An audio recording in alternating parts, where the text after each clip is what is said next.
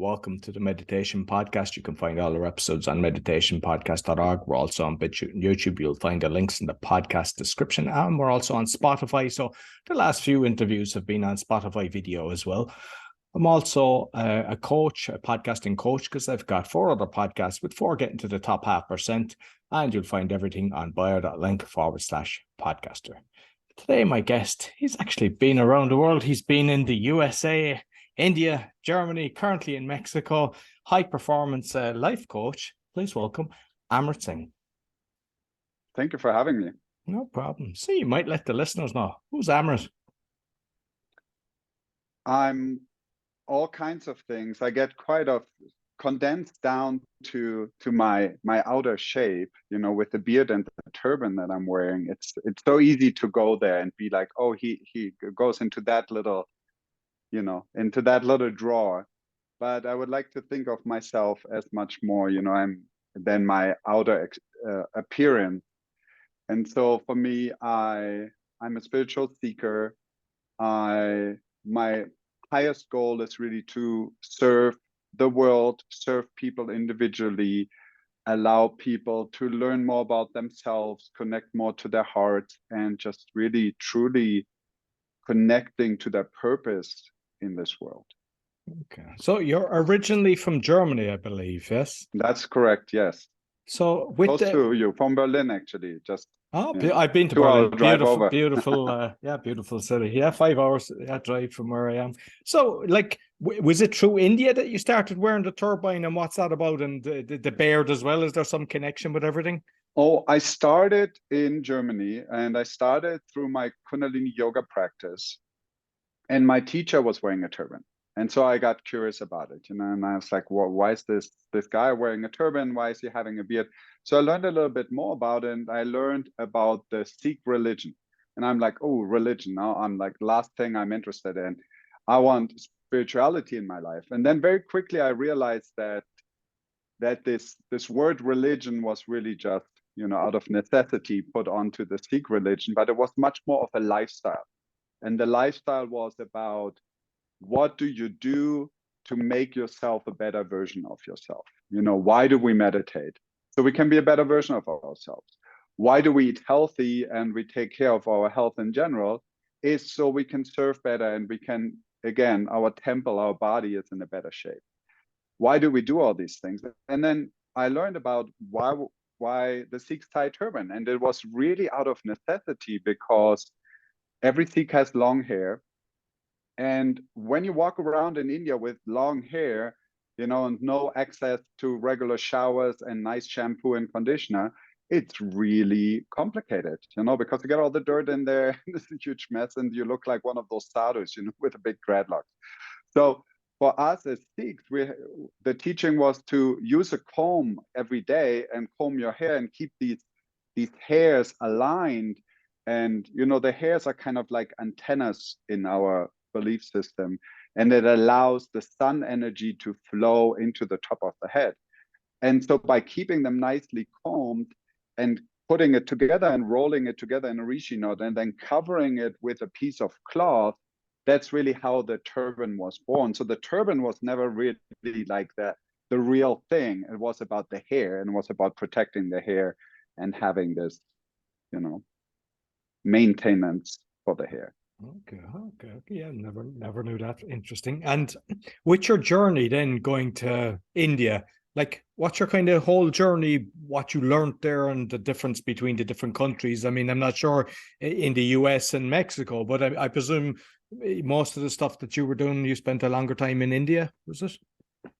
Yes, I started in India. I deepened my meditation practice. I deepened my yoga practice. I would have many, sadhanas or daily practices where I would meditate for 5-6 hours a day, and to really just connect to myself. And also, again, living in India, you have the luxury to do those kinds of things, because you have someone who makes food, you have someone who cleans your apartment. You live in the Western world, and you say, oh yeah, I like meditating for 6 hours a day. That's usually not a reality. You need to have that setup where you have the environment that supports that.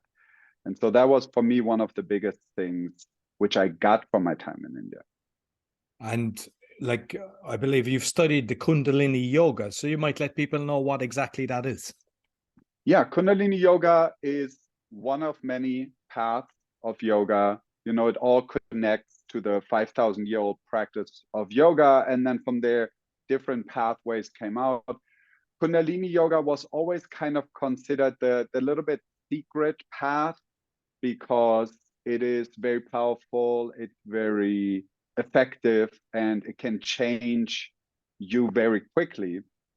But my teacher brought it into the United States. His name was Yogi Bhajan, and he started teaching it openly. And it was actually a big deal because his teachers and people connected to the yoga tradition were saying, "Oh my God, this is so bad. You cannot teach this openly. This is so powerful. It's very secretive. You know, we've been passing this on from teacher to student over generations. It was really all about, are you worthy enough to become the next student?" And now suddenly this guy goes to the US and starts teaching it openly in the 70s.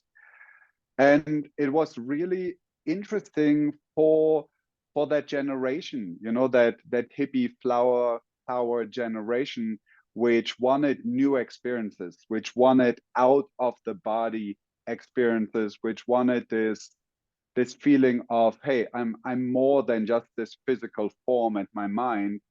I'm this multidimensional being. And that's why drugs were so big. You know, drugs are awesome for that. It takes you and it knocks you right out into your other dimensions. Unfortunately, you know, it's tied to the substance and it's tied to you being stoned afterwards. And so Kundalini Yoga does the same thing. It pushes you out into these dimensions we don't usually have contact with, and it allows you to do it in a sustainable and healthy way where you don't have to put drugs in your body. And is it done, because like from my own experience, it was through breathwork, I'd you know, experience amazing things. Is it more through the breath that everything is? It's a combination between the breath, the movement, the connection with the different chakras, with the expansion of your own aura. Really important also to have the group of other practitioners you practice with, because it allows you to connect to this, you know, wider consciousness of the group. And that in combination then with deep meditation in challenging postures, which can be practiced by everybody because it's really just a mind challenge. You know, we have a lot of these exercises where you hold your arms out to the side and hold them there for like 10 minutes, half an hour, something like that, which becomes a really challenging thing because our mind goes like, oh my God, it hurts so much after about 2 minutes into it. But if you can get through that point, the brain starts, you know, putting out morphine, and it allows your body to relax. And then you can go into these very deep spiritual experiences, even as a beginner. Okay, because like just from what you're saying, I'm thinking of, say, the ice baths, that you go into the ice baths and it's pure panic at the start. Yeah. But then it's like, I could stay there as long as I Yes. want. It's like you're just in the zone. Yes, it's super similar. It's exactly that. It's this going above and beyond what your mind thinks is possible. And then suddenly, like you're saying, you arrive in the zone and you're becoming the real version of yourself. And you're thinking like, oh my God, I can do this. I'm feeling it. And that's when you start expanding. That's why the ice baths are so powerful, because the moment you step out of it, you can hold that expansion. You're feeling a more expanded version of yourself. And that's what makes it so amazing. And you went from India to the US, was it? The USA was the next stop that you started living? I went to the US basically every summer because I would live in India for 9 months of the year. And then in the summer, I would go traveling. I would spend a month in the US. So I had a lot of connection there. A lot of my friends are from the US, a lot of the communities from the US. And so I connected a lot to the United States in that way. I met my wife there, who's Mexican. And, you know, then she came with me to India. And then after we left from India, we spent 2 years in Germany. You got surprised by the COVID lockdown, and then we ended up, in Mexico, which is such a better place to live than cold Germany or Poland, I'm sure. And with like kind of like a daily practice then doing the Kundalini, like on your own, do they kind of recommend that you spend so much time and you do all these poses, or is it something that you get to a certain level that you can kind of tap into it without kind of going to the extremes of holding your hands out for, say, 10 to 30 minutes? Oh, it's the holding your arms out is really an experience. It's, again, very similar to the ice bath. And sure, yeah, you can do the ice bath for like 10 minutes, 20 minutes, or really work yourself up to break Wim Hof's records. But it's not so much about that. It's much more about the daily reminder and the daily practice and the daily, hey, let me just go for 3 minutes in the ice bath because it does so much. And I can implement it in my daily routine and really make it part of my life. Okay. And there was a thing, Harry, I have it written down there, I'm after forgetting the name of it. You're a trainer and practitioner of Satnam. Was that the level 3 professional teacher? That was done in India?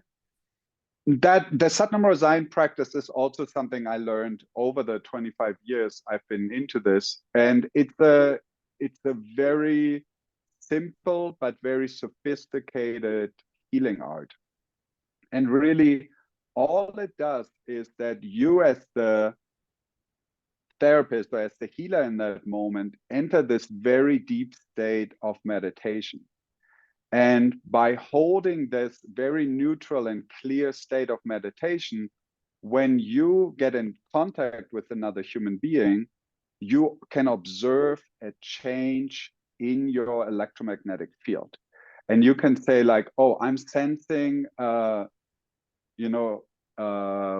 block here, or a resistance here, or something which is out of balance. And so really all you do in the practice of Satnam Rasayan is hold that relationship to the person you want to, heal, for lack of a better word, and hold that space and allow these blocks and challenges to drop away through your own meditative field. And then the other person walks away, better. And this is actually, interestingly enough, it's the same thing every mother does with their child. When a mother nurses the child, the mother goes into this meditative state, the child goes into this meditative state through the sucking, and together they're holding this very sacred space where everything just balances and heals. So it's very powerful.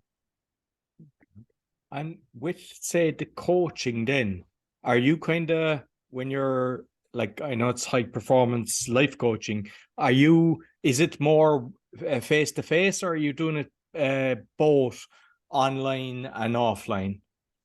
I do everything online. I really like the way online works. I really like the way I can connect with my clients through Zoom. I was a little doubtful in the beginning, in the beginning of COVID and all that, and was thinking, who knows? But it's so profound because we as human beings have this ability to energetically connect. Like we're sitting on the other side of the world with each other, but we're connecting from our hearts energetically in real time. And this tool of the Zoom connection helps us because I can see you, I can hear you, I can see your facial expressions, and it allows me to connect with you easier.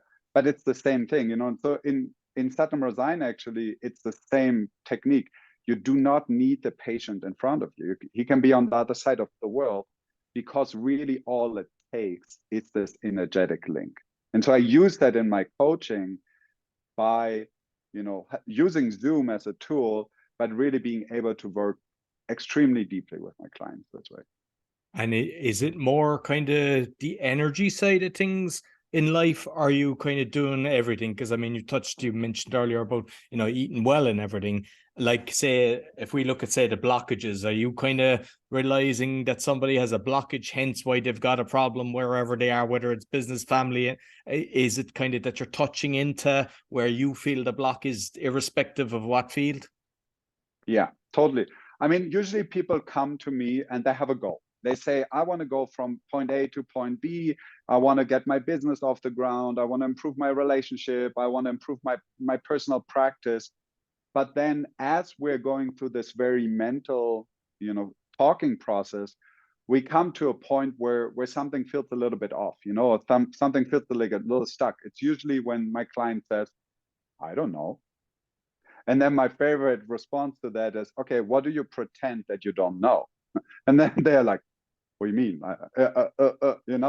And that's when I take a break and I put them in the heart and we just do a lot of breathing and we do a little bit of visualization. And then I can use this technique of Satam Rasayan to connect with them and really open space. And suddenly they are like, I know what so for me, it's really important that I'm not going out there telling you what you should be doing to improve your life, but I'm providing space for you to know what you should be doing to improve your life. And then I help you with the mechanics of it, and I help you moving, and I help you implementing it and making it a reality. Excellent. And like, I know you've kind of spent a lot of time in, say, the 4 countries, Germany, India, America, and now Mexico. Like, especially even online, but I presume you've got kind of clients from these different countries. Have you noticed any kind of trends based on the conditioning of the country through clients? Interesting question. I would not say so much, because most of my clients are very international too. It's people who have traveled a lot, have lived in different countries. And yeah, no, it's really the trend I have in my work with my clients is really that it always comes back to the same thing. It's like, what do you truly want? Why do you want it? And is that really coming from your heart? And then suddenly we got that base. We got that baseline why you want to sit on your computer for 6 hours and create websites or do some marketing or do whatever you need to do what you want to do, but to connect these pieces to your why and to your true feeling of, that's who I am. That's how I want to express myself in this world. And suddenly you want to jump out of bed the next morning at 6 a.m. and work on your business idea, because this is what your passion is and what you want to give to the world. And like, what I've noticed, I don't know, have you kind of noticed this, but those that have kind of lived in another country, even if it was for 6 months, they kind of think a lot differently. They're more creative. They don't get into the same kind of box that, because most people tend to watch the same programs in a certain country. And have you noticed something similar? Yes, totally. I mean, just going to travel, or like you're saying, living somewhere and really integrating yourself and not just being in a resort for 2 weeks and saying, I went traveling. That's not really what me going traveling means. It's more this like, going on an adventure, taking a risk, saying I'm leaving my comfort of my home. It's kind of like the hero's journey. You go out there in the world and stuff happens and you're in a shitty situation, but then you realize how many kind helpers are there in the world who will stand by your side and who will help you and who will guide you. And then when you complete that journey and you come back home, you're this more advanced version of yourself, which is really expressing yourself at a whole new level.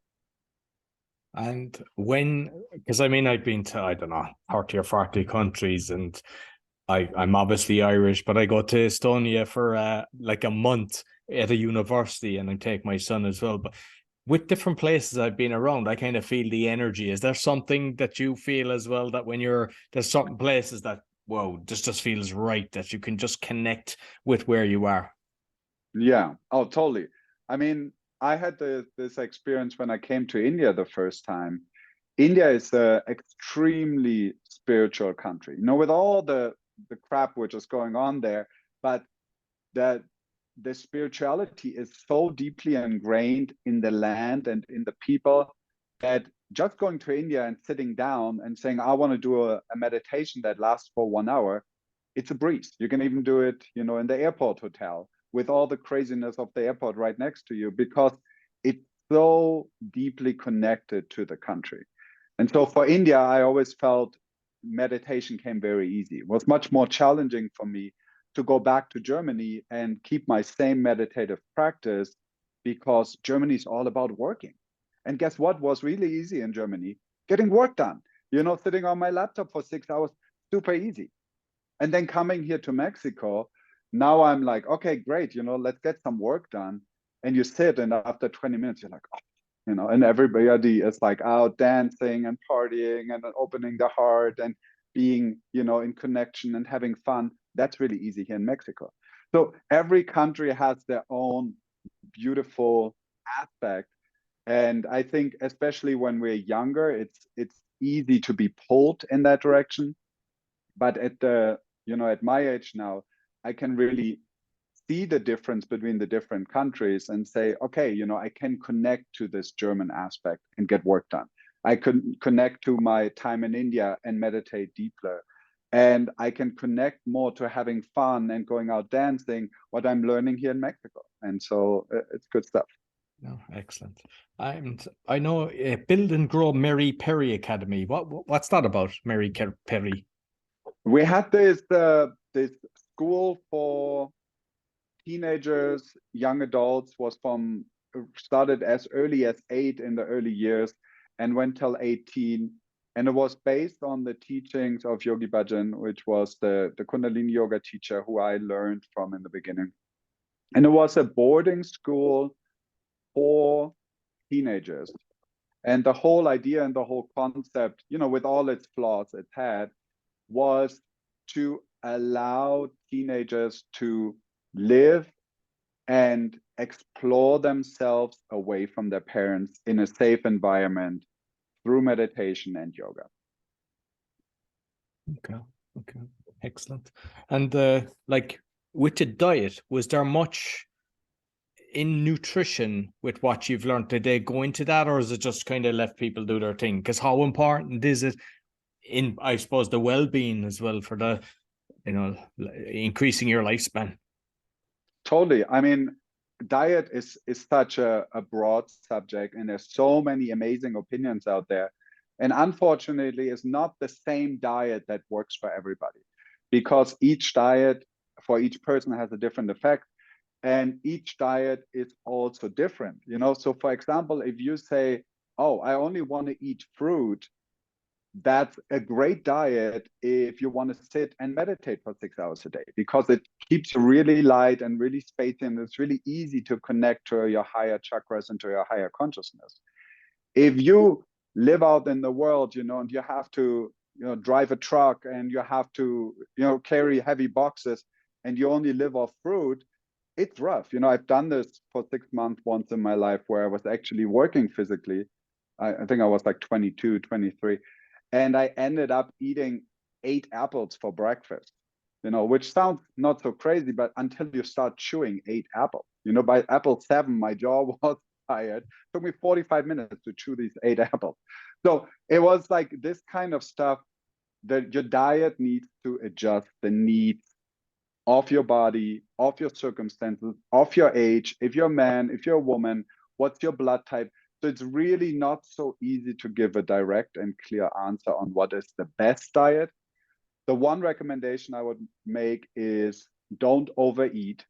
So whatever you do, don't overeat. And this is one of the good things about eating broccoli and rice and vegetables, because it's not so easy to overeat on those kinds of healthy foods compared to when you go to McDonald's and you get 3 Big Macs and 2 pommes and and a big Coke.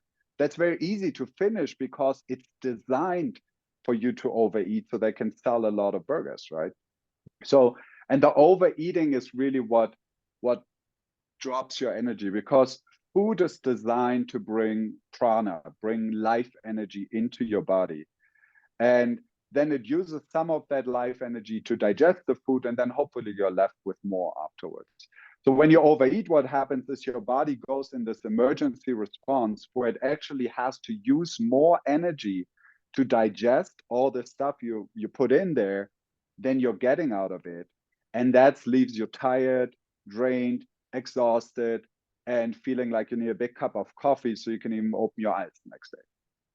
Yeah, and you mentioned the blood, because I don't think a lot of people are actually aware of that. But everybody, you can know by the blood what actually food is actually suitable for you. And I mean, I think you just have to listen to yourself, because I know myself, there's certain foods, and I can go tiny amount of food and I'm grand, and there's other times it just crashes, and you just have to go, what made me crash, and just pay attention to it. But majority of people, they just chug through life, unfortunately. And I think you have to kind of play, close attention to everything. Yeah.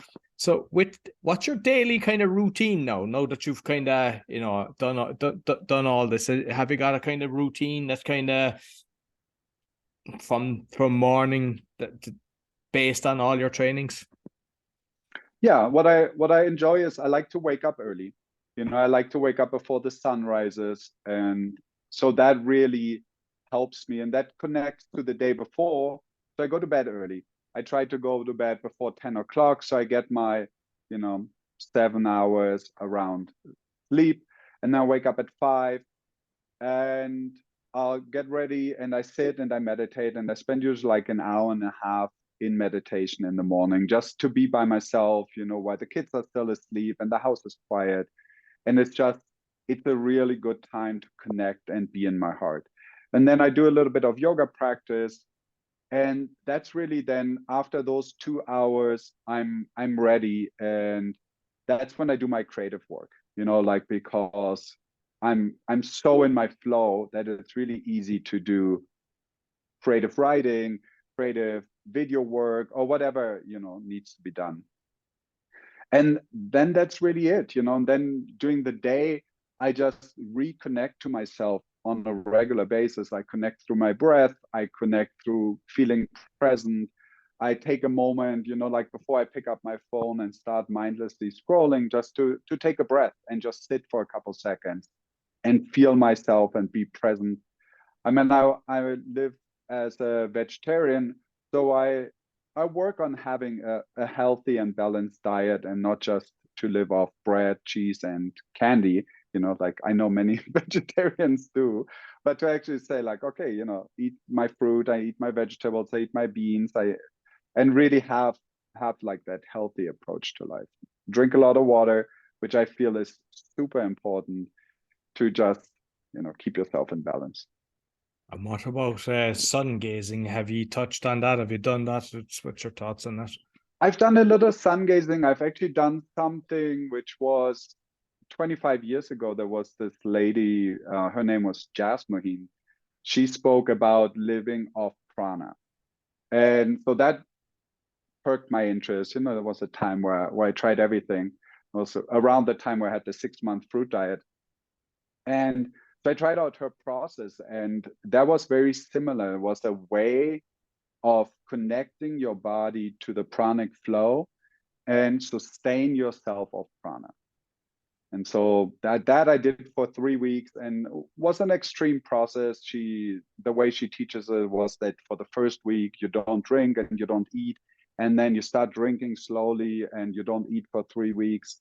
And all that is accompanied by a process of consciously connecting to having your body sustained by prana, like it is in the sun gazing, where you're really absorbing the energy of the sun in that way. Okay. And with the grounding then, do you do much grounding? I do a lot of grounding work just through my meditation practice, and I like going out into nature. For me, I found very early on that the way to grow your tree into this, meditative practice, which very much takes you up through your body into these higher centers and into this vast, huge connection, it's only possible through building solid roots and really connecting yourself just as deeply as just flying off into the ethers. I think this is one of the issues a lot of people have with drugs, is they haven't developed the grounding, especially for teenagers or young adults who don't have that base yet. And they take drugs and it just shoots them up into the air and really gets them out there. And then it can become a little bit scary, right? Because you're out there in the ethers having a hard time finding your way back. And just curious, because different people that I've met over the years, some people touch on, say, ayahuasca or different DMT, different things once and just get the experience, and then kind of others do it through breath work. But there's others that tend to constantly do it. And I don't know, you're doing more damage than good when you feel like you have to constantly use these kind of plant medicines. Yeah, I mean, the thing with all medicine, like the moment you become dependent on it, it's really more of an addiction than you using medicine. And this can be with aspirin or with anything else you're doing. But you need to find a way to have a beginning and an end when you use the medicine. Excellent. Listen, Amrit, thoroughly enjoyed the conversation. You might let people know how they can get in contact with you. Yeah, I mean, one way I've been active on social media is through TikTok. And so that's something fun. I started with one of my colleagues and we built an account together. And now recently I started my own account, so it's still small, but I have a lot of fun with it. I post daily on it. I share little snippets. I'll take little pieces of this interview and put it on there. So this is really the best way of getting in touch with me. You can also have a look on my website, and I'm sure you can add these two links. It's easier than me repeating it here.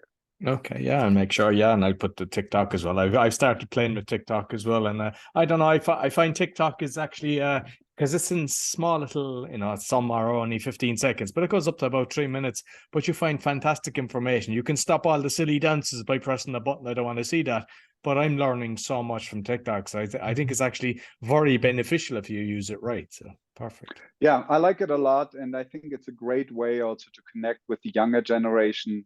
And I'm just having fun with it. That's really the best part about TikTok. No, exactly. That's what it's about. It's all about fun. Perfect. So thank you very much. I'll make sure I put the links both on the audio and the video. Awesome. Super.